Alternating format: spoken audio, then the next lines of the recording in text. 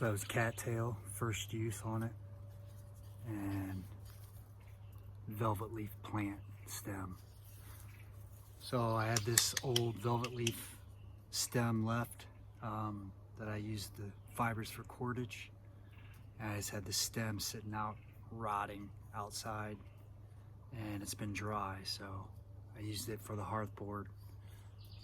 And then this is just a new cattail hand drill that I prepped, and it's been drying. This is the first time I've used it.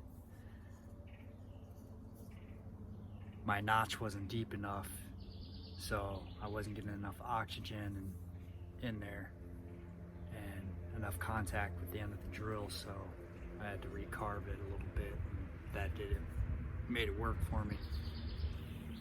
And also, this velvet leaf and cattail are both very lightweight, airy plants, so I knew that the dust pile was probably going to burn really fast.